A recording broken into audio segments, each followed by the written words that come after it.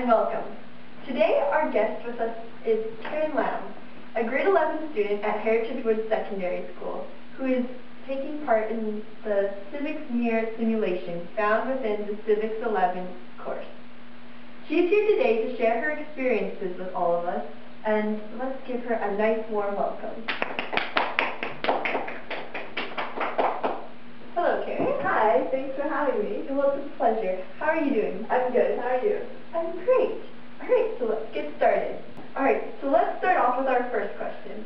So what have you really learned from participating in the civics mirror? Well, at first I was like, this is just another game. This is just another civic project. What can I really learn from this? But it turned out that I was really wrong, actually. Really? Yeah. Let's explain, elaborate on that. Yeah, and well, as the game progressed, I got more and more into it, and I participated more. So, why did you find that you participated more?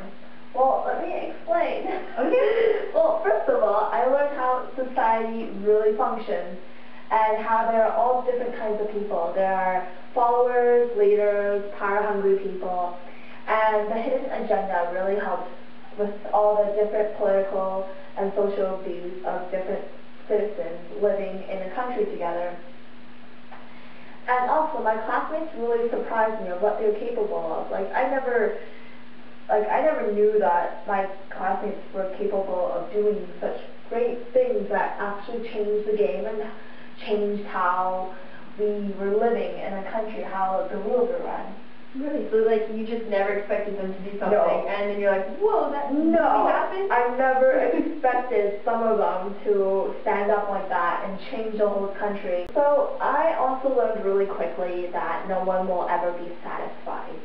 We will never be happy living with each other because everyone has different views and opinions. And we just have to do our best to live with each other and try our best to cope with each other and find out solutions where we can live happily together, even though we have different views. As happily as possible. Yeah. As a citizen, in the beginning, I just went with the flow. I went with what government had to say. So the government was like, okay, I'm changing the law to this. I'd be like, okay, whatever. I'll go with it because I was like, what can I really do? As a citizen, as one person. Can I make a difference? Yeah, what can I really do? Because I'm not in power. I don't have any powers. It's pointless saying anything because they're not going to even listen to us.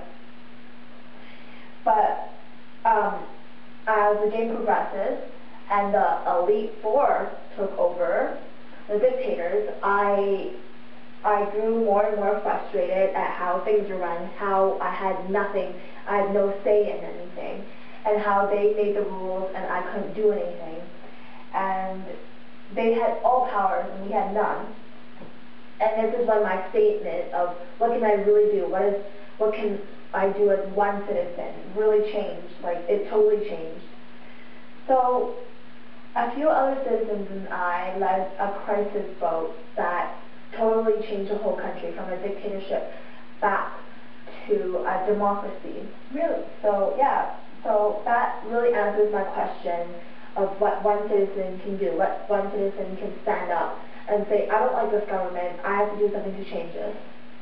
So there you go. Alright, so before our hour comes to close, was there anything else that you would just like to say, get off your chest? Yes. Even civics though... mirror, good times, yeah. memories. Even though it's really hard to admit this. Just let it. Yeah.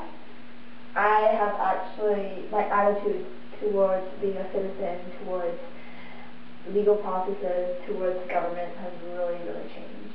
I just want to say that even though you're not in power, even though you're not in government, you do have a say. You can make a difference. You can.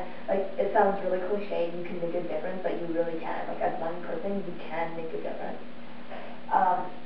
And you, as a citizen, you have impact on your economy, how legal processes are run, and policies. And yeah, one person can make such a big difference. I learned this in the civic mirror.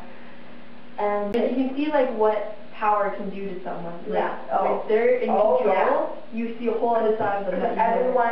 Everyone does things for their own benefit, right? And not thinking about like kind of yeah. So we need representatives that think of everyone, and yeah, and to be equal. And to be equal, everyone has to be equal, obviously. I think that's it for today, and yeah. thank you so much, Karen, for coming in. Me. And it was great learning about the civic mirror and what. So thank you, folks, and we'll see you next week. Goodbye. Look at my dick. Yeah.